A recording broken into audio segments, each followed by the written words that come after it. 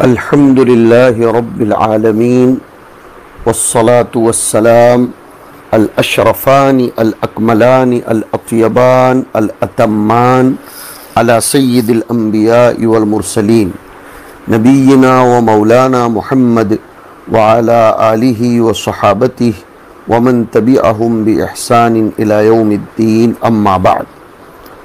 सबसे पहले मैं अपने सामिईन व सामिआत मुहतरम व मुवक्कर और हमारे अजीज़ान को रमज़ान की आमद बा सआदत पर तहे दिल से मुबारकबाद, नेक तमन्नाएँ, दुआएँ पेश करता हूँ। हक़ तआला शानुहु हम सब को इस महीने की कमा हक़्क़हु क़द्रदानी, एहसास, शऊर, एहतिसाब, ईमानी कैफियत और इस्लामी हयात के साथ नसीब फरमाए। मुहतरम सामिईन, अल्लाह रब्बुल इज़्ज़त ने जिन इबादत को बंदों पर फ़र्ज़ किया है उनमें एक इबादत रोज़ा है। अल्लाह पाक कुरान करीम में इरशाद फरमाते हैं, फ़मन शहीद मिनकुमुश्शहर फलयसुमहु, जो रमज़ान का महीना पाए तो उस पर रोज़ा रखना फ़र्ज़ है। इस हुक्म खुदावंदी के पेश नज़र रमज़ान का मुबारक महीना आने से कुछ क़ब्ल ही उम्मत मुस्लिमा रमज़ान के लिए अपने आप को तैयार कर देती है। बूढ़े, जवान, बच्चे, मर्द, औरत सब रमज़ान का इंतज़ार माह रजब व शाबान में करके रमज़ान की आमद पर खुशियाँ मनाते हैं। रमज़ान का महीना आते ही हर किस्म की बरकतें हम लोगों पर साया डाल देती हैं और एक एक लम्हे और पल की क़द्र व अज़मत, कीमत व अहमियत बढ़ जाती है। एक एक अमल का सवाब भी फ़र्ज़ के बराबर नफल का हो जाता है और फ़र्ज़ का अज्र 70 फ़र्ज़ की मिक़दार से बंदों को मिलता है। सबसे बड़ी बात यह है कि अल्लाह रब्बुल इज़्ज़त खुद रोज़ों का इनाम तक़सीम करेंगे। अस्सौमु ली व अना अजज़ी बिही, बाज़ मुहद्दिसीन ने उसको पढ़ा व अना उज्ज़ा बिही, मैं खुद उसका बदला बन जाता हूँ। तिलावत क़ुरआन करीम शिद्दत से उसका एहतमाम रमज़ान में होने लगता है। मस्जिदें नमाजियों से भर जाती हैं। क़ुरान की तिलावत से घर घर के आंगन, मस्जिदें सब आबाद हो जाती हैं। तरावी की नमाज़ों में मुसलमान शौक़ और जोक के साथ आ जाते हैं और एक अजीब व गरीब समा और फ़िज़ा कायम हो जाती है। शरीयत इस्लामिया में हलाल रोज़ी इस्तेमाल करने और हराम रोज़ी से बचने की बड़ी ताकीद आई है।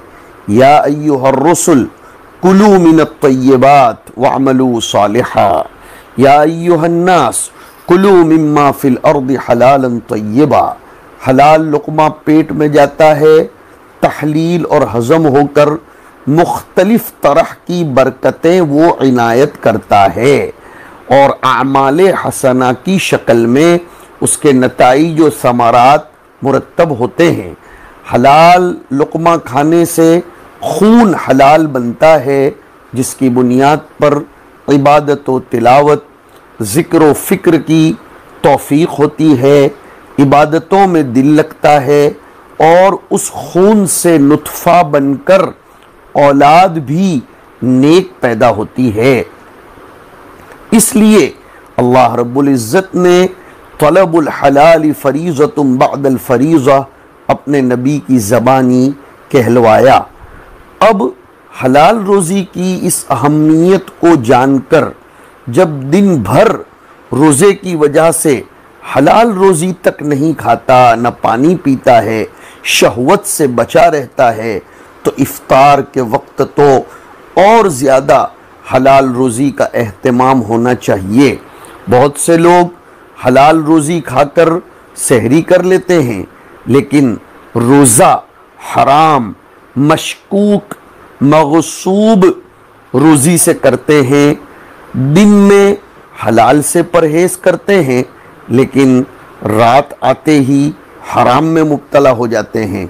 इसलिए रोज़ा एक बहुत अहम पैगाम ये देता है कि रमज़ान के महीने में हलाल रोज़ी ही से इफ्तार करो। जल्दी से हर किसी की दावत ताम और दावत इफ्तार कबूल न की जाए। दावत कबूल करना एक मुसलमान का दूसरे मुसलमान पर हक चाहे कितना ज़रूरी क्यों न हो, लेकिन उसकी आमदनी और उसकी कमाई हलाल होना ज़रूरी है। हाँ, किसी मुसलमान का दिल न दुखाया जाए, मुसलमान को ईज़ा पहुँचाना हराम है, लेकिन अच्छे सलीक़े से उज़्र कर दिया जाए, वरना सिर्फ पानी पीकर उसके यहाँ इफ्तार कर लिया जाए और कोई न कोई उज़्र और बहाना बनाकर उससे गुरेज किया जाए। रोज़े का एक पैगाम ये भी है कि इफ्तार कराने के लिए कोई ज़रूरी नहीं है लंबी लंबी इफ्तार पार्टियां करवाई जाएं, उससे रियाकारी जन्म लेती है। इस्लाम में रियाकारी को खफी शिर्क बतलाया गया है। इन्न शिर्क फीकुम अख्फा मिन दमीबिन नमल, एक रिवायत में आया इन्न अख्वफ मा अखाफु अला उम्मती अश्शिरकुल असगर, क़ालू वमा शिरकुल असगर, क़ाल अर्रिया। तो रियाकारी ये शिर्क खफ़ी है, शिर्क बहुत बड़ा गुनाह है। अल्लाह रब्बुल इज़्ज़त सब माफ़ करते हैं, लेकिन शिर्क माफ़ नहीं करते। तो हमें चाहिए कि हम इफ्तार के लिए भी उतना एहतमाम लोगों का न करें, हमारी अपनी चादर जितनी हो उतने पैर फैलाएं। पूरे रमज़ान में इशा की नमाज के फ़र्ज़ को अदा कर लेने के बाद बाजमाअत 20 रकात तरावी पढ़ना सुन्नत मुअक्कदा है। इस पर हुज़ूर अकरम सल्लल्लाहु अलैहि वसल्लम के ज़माने से अमल मुतवारस चला आ रहा है। हज़रत उमर इब्न ख़त्ताब ने 20 रकात को एक इमाम की इमामत में थोड़ी और ताकीद के साथ पढ़ने का सरकारी हुक्मनामा जारी फरमाया था, वरना हुज़ूर अकरम सल्लल्लाहु अलैहि वसल्लम के ज़माने से ही ये अमल जारी है। रमज़ान के आते ही मुसलमान इस तरावी का एहतमाम करना शुरू कर देता है। बहुत से लोग घरों में भी एहतमाम करते हैं। इस नमाज का रमज़ान की तमाम रातों में सुन्नत मुअक्कदा समझकर एहतमाम करना चाहिए। अगर सरकारी गाइडलाइन के एतबार से मस्जिदों में बाजमाअत इस नमाज को अदा करना दुश्वार और ममनू हो, तो कम से कम 2-4 लोग मिलकर अपने मकान में ज़्यादा भीड़ न करते हुए या जहाँ भी मौका मयस्सर हो उसका एहतमाम करे, और अगर वो भी मुमकिन न हो तो अकेले ही इसका एहतमाम किया जाए, इसको छोड़ा न जाए। और रोज़े का एक पैगाम ये भी है कि तिलावत कुरान करीम खूब से खूब तर की जाए, तजवीद के साथ, सेहत के साथ, कसरत के साथ, कैफियत को भी मलहूज़ रखना चाहिए। कहीं ऐसा न हो कि ज़्यादा पारे पढ़ने में कुरान करीम को यालमून तालमून की शक्ल में इस तरह ख़त्म कर दिया जाए कि फिर लोगों को कहते फिरें मैंने इतने कुरान पढ़े और इतने ख़त्म किए। खूब पढ़िए, लेकिन कैफियत के साथ पढ़िए। इस्तिहज़ार होना चाहिए अज़मत खुदावंदी का, मुनाजात रब का। रमज़ान का एक पैगाम उम्मत मुस्लिमा को ये भी है कि अकाबिर जो एहतराम रमज़ान का करते थे, उस तरह का एहतराम और उसका एअज़ाज़ करना चाहिए। इमाम साहब इमाम अबू हनीफ़ा रहमहुल्लाह तिलावत कुरान करीम में मुनहमिक हो जाते थे। रोज़ाना एक कुरान करीम दिन में ख़त्म करते थे, एक कुरान करीम रात में, और एक कुरान करीम तरावी में ख़त्म करते थे। तो सभी लोग रमज़ान के दिनों की भी कद्र करें, रातों की भी कद्र करें। रोज़ाना जो तिलावत करते हैं उसकी मिक़दार बढ़ाते चले जाएं और कुरान करीम के हुरूफ की तस्हीह की तरफ खूब ध्यान दें, जैसे कि मैंने अर्ज़ किया। और नवाफिल का भी एहतमाम करें। जिन नवाफिल को गैर रमज़ान में अक्सर अदा नहीं किया जाता, रमज़ान में तबीयत का मैलान और तौफ़ीक़ इलाही, वक्त की तयसीर और वक्त के वफूर की बिना पर उसकी तरफ इंसान को तवज्जो देनी चाहिए। अल्लाह रब्बुल इज़्ज़त ने हमें वो लम्हात, वो घंटे, वो दिन और वो मौक़े रमज़ान में नसीब फरमाए हैं कि हम इन चीज़ों की तरफ खूब ध्यान दे सकते हैं। हदीस शरीफ में आता है, अल-कय्यिसु मन दान नफ्सहु व अमिल लिमा बअदल मौत। अक्लमंद, होशियार वो शख्स है जो अपना मुहासबा करे और मौत के बाद वाली ज़िंदगी के लिए अमल करे। इन अय्याम में लम्हात की कदर अल्लाह के यहाँ और बढ़ जाती है। इन अय्याम में तस्बीह पढ़ने का सवाब 70 तस्बीह का मिलता है। एक सजदा करने से 70 सजदों के बराबर सवाब मिलता है। हमारे असलाफ, हमारे बुजुर्गान दीन रमज़ान में वक्त की खूब कद्र करते थे। हज़रत मौलाना अशरफ अली थानवी रहमतुल्लाह अलैहि और इसी तरह हज़रत अक़दस शेखुल हदीस नव्वरल्लाहु मरक़दहु वग़ैरह उसके खूब एहतमाम करते हुए हमें नज़र आते हैं। हम पढ़ते हैं, वक्त को ज़र्रा बराबर ज़ाये नहीं करना चाहिए। ज़िंदगी की कितनी कीमती घड़ियाँ ऐसी हो गई जो हमने ज़ाये कर दी, बड़े बड़े अजर व सवाब से महरूम हो गए। ये कसरत अमवात और कोरोना की वजह से लोगों का बकसरत इस दुनिया से चल बसना हमारे लिए दर्स इबरत है। दुनिया की ये अय्याम आखिरत के लिए खेती का दर्जा रखते हैं। कौन है ऐसा जिसमें अक्ल हो कि वो अपने खेत में बीज न बोए या काहिली से काम ले। अल्लामा इब्न तैमिया के बारे में आता है कि वो अपनी उम्र अजीज़ का कोई लम्हा ज़ाये और बर्बाद नहीं होने देते थे। ज़िंदगी की एक एक घड़ी को कोई न कोई मुफीद काम में लगाने का इस कदर एहतमाम था कि कभी तकाज़ा और ज़रूरत से जाते तो अपने किसी शागिर्द से कहते कि तुम किताब बुलंद आवाज़ से पढ़ो ताकि मैं भी सुन सकूं और मेरा वक्त ज़ाये न हो। रास्ता चलते चलते भी वो कुछ न कुछ पढ़ते, लिखते, सुनते थे ताकि आने जाने का वक्त भी ज़ाये न हो। तो इस दौर में इस उम्मत मुस्लिमा का एक बहुत बड़ा अलमिया है कि वो ज़ियाए वक्त में लग गई है। ख़ास तौर पर रमज़ान की रातें बर्बाद हो जाती हैं, जागने के नाम से बेकार और फालतू कामों में लगे रहते हैं। वक्त की कद्र कर लीजिए, अपने आमाल नामों में खूब नेकियां जमा कर लेनी चाहिए, सदका खैरात खूब करना चाहिए और फजूल मुलाकातों से, फजूल फ़ोन पर लगने से, फजूल मसरूफियात से एहतराज़ करना चाहिए। हम जवानी और उसके अय्याम तो अगर ऐसे ही बर्बाद कर चुके तो फिर हमारे पास ये दोबारा इस तरह की सेहतमंदी के औकात कहाँ आ सकते हैं। हुजूर अकरम सल्लल्लाहु अलैहि वसल्लम ने इसकी तरफ खूब एहतमाम के साथ फ़िक्र दिलाई है। इसी तरह रमज़ान का एक पैगाम ये भी है कि उसमें दुआ खूब करनी चाहिए। दुआ खुद एक इबादत है। इफ्तार के वक्त और सहरी के वक्त ख़ास तौर पर दुआओं का एहतमाम हो। फ़र्ज़ नमाज़ों के बाद भी दुआ कबूल होती है। अज़ान व इक़ामत के दरमियान भी दुआ कबूल होती है। अल्लाह ताला ने खुद अपने बंदों से सवाल करने का हुक्म दिया है कि उदऊनी अस्तजिब लकुम, मुझसे मांगो मैं तुम्हारी दुआएं कबूल करूँगा। वस्अलुल्लाह मिन फضलिही, अल्लाह से उसके फضल को मांगो। अल्लाह ताला का हाथ बख्शिश व अतियात से हर वक्त भरा हुआ रहता है, वो कितना भी दे दें कम नहीं होता। उनकी सखावत करते रहने से उनका हाथ खुश्क नहीं होता, दिन रात वो खर्च करते हैं, देते हैं, नवाजते हैं।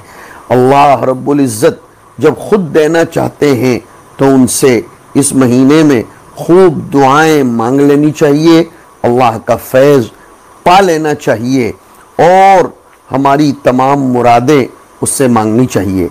रमज़ान की घड़ियाँ और ये मुबारक लम्हात बार बार हमसे तकाज़ा करते हैं कि अल्लाह के सामने जो कुछ मांगना चाहो मांग लो, फिर पता नहीं ये साअतें मयस्सर होंगी या नहीं। इनफिरादी दुआ भी मांगो, इज्तिमाई दुआ भी मांगो, लेकिन अफजल ये है कि हर आदमी इनफिरादी तौर पर खूब और खुद दुआ करे, वो हो और उसका अल्लाह हो, बस तीसरे आदमी का दरमियान में वास्ता न हो। इज्तिमाई दुआ सुन्नत नहीं है। बहुत से लोग इफ्तार के मौके पर सबको जमा करके इज्तिमाई दुआ करते हैं, ये दुआ सुन्नत नहीं है, बल्कि आदमी को खुद इनफिरादी तौर पर दुआ करनी चाहिए। लेकिन जहाँ मुसलमान जमा हो, सब मिलकर इकट्ठे दुआ करें तो नाजायज़ भी नहीं कह सकते। बाज़ औक़ात आदमी के दिल में बहुत सी दुआएं नहीं आती तो दूसरे की दुआ पर वो आमीन कह देता है, तो अल्लाह ताला उसको भी उस दुआ की बरकत अता फरमा देते हैं। इसलिए इज्तिमाई दुआ में पहले सब लोग दुआओं पर आमीन कहते हैं, उसके बाद थोड़ी देर सब लोगों को खामोशी से इनफिरादी दुआएं मांगने के लिए भी आमादा करना चाहिए। दुआएं जामे होनी चाहिए। नीज़ रमज़ान में वक्त गुजारी के लिए, टाइम पास के लिए गीबत और चुगलखोरी से अपने आप को बचाना चाहिए, वरना एक तरफ रोज़ा और तरावी तिलावत व इबादत के साथ टंकी में पानी सवाब का भर रहा है और दूसरी तरफ गीबत, चुगलखोरी और तेरी मेरी करने से ये पानी बाहर बह जाता है, तो इसका फिर क्या मतलब रह जाएगा। इसलिए इसका भी एहतमाम हो और रमज़ान में खूब खूब अपने आप को इबादत के लिए तैयार कर लें। रमज़ानुल मुबारक में मशहूर 3 इबादतें हैं, तरावी है, रोज़ा है और कुरान करीम की तिलावत है। जैसे मैंने ज़िक्र किया, हुजूर अकरम सल्लल्लाहु अलैहि वसल्लम रमज़ानुल मुबारक में इन 3 आमाल में बहुत ज़्यादा इजाफ़ा कर देते थे। कौन से 3 आमाल? इबादत, सखावत और मुनाजात, यानी अल्लाह ताला से दुआओं जारी करना। रमज़ान में इन 4 चीज़ों की कसरत होनी चाहिए, कलिमा तय्यबा, इस्तिग़फ़ार और जन्नत का सुआल और दोज़ख से पनाह। इसके लिए ये पढ़ते रहो, अशहदु अल्ला इलाहा इल्लल्लाह व अस्तग़फिरुका व अतूबु इलैक व अस्अलुकल जन्नत व अऊज़ु बिका मिनन नार। ये सब के सब इसमें आ गया। रमज़ान तक़वे का महीना है, ख़ास कर इस महीने में पूरे रमज़ानुल मुबारक के रोज़े रख कर तमाम सगीरा कबीरा गुनाहों से और मुनकरात से बचकर तक़वे का कोर्स मुकम्मल करने की फ़िक्र की जाए, क्योंकि रमज़ान बक़िया साल भर की ज़िंदगी के लिए बहुत ज़बरदस्त तोशा जमा कर लेने का नाम है।